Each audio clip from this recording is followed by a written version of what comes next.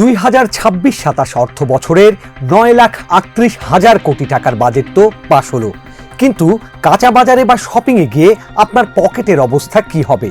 কোনটার দাম বাড়লো আর কোনটার দাম কমলো? চলুন 1 মিনিটে জেনে নেই। সরকারের এই নতুন আয় ব্যয়ের হিসাব আমজনতার পকেটে যেমন টান পড়বে, তেমনি বেশ কিছু জায়গায় মিলবে দারুণ স্বস্তি। যেসব পণ্যের দাম কমলো, এবারের বাজেটের সবচেয়ে বড় ইতিবাচক দিক হলো সরকার সাধারণ মানুষের জীবনযাত্রার ব্যয় কমাতে এবং চিকিৎসায় স্বস্তি দিতে বেশ কিছু বড় পদক্ষেপ নিয়েছে। নিত্য প্রয়োজনীয় 60 পণ্য, চাল, ডাল, তেল, পেঁয়াজ সহ 60টি জরুরি পণ্যের উৎসে কর 5% থেকে কমিয়ে মাত্র 0.5% করা হয়েছে। কাঁচা বাজারে বড় স্বস্তি আসছে। মশলা ও খেজুর, সব ধরনের মশলা এবং খেজুর আমদানির 5% শুল্ক সম্পূর্ণ তুলে দেওয়া হয়েছে। ফলে উৎসব পার্বণে রান্নার খরচ কিছুটা কমবে। চিকিৎসা খরচ, কিডনি ডায়ালাইসিসের ফিল্টারের ট্যাক্স কমায় প্রতিবার ডায়ালাইসিসে প্রায় 800 টাকা কমবে। হার্টের রিংয়ের দাম কমবে প্রায় 20,000 টাকা।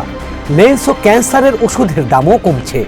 চিকিৎসা ব্যয়ের এই বড় ছাড় দেশের সাধারণ মানুষের জন্য আশীর্বাদ। ল্যাপটপ, ডেস্কটপ, প্রিন্টার ও মনিটর আমদানির সব শুল্ক ও ভ্যাট তুলে নেয়ার কম্পিউটার পণ্যের দাম অনেকটাই কমবে।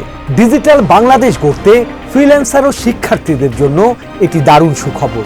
ইলেকট্রনিক ও হাইব্রিড গাড়ি, পরিবেশ বান্ধব ইভি ও হাইব্রিড গাড়ি এবং ইভি চার্জারের কর কমানো হয়েছে। সারের ভ্যাট তুলে দেওয়া হয়েছে এবং শিশু খাদ্যের কাঁচামালে শুল্ক কমানো হয়েছে। যেসব পণ্যের দাম বাড়লো, এবার দেখা যাক কোন কোন জিনিস কিনতে পকেট বেশি খালি হবে। সিগারেট ও তামাক, ধূমপায়ীদের খরচ বাড়বে।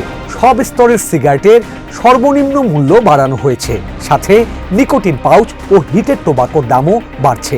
মধ্যম সারির পেট্রোল, অকটেন ও ডিজেল চালিত গাড়ির ট্যাক্স 132% থেকে বাড়িয়ে 155% করা হয়েছে।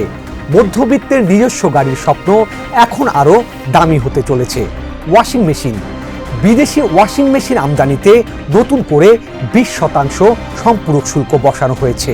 এছাড়াও বাড়ছে কাজু বাদাম ও পাঙ্গাস ফিলেটের দাম। আমদানিকৃত কাজু বাদাম ও পাঙ্গাস মাছের ফিলেটের উপর শুল্ক বাড়ানোয় এগুলোর দাম বাড়বে।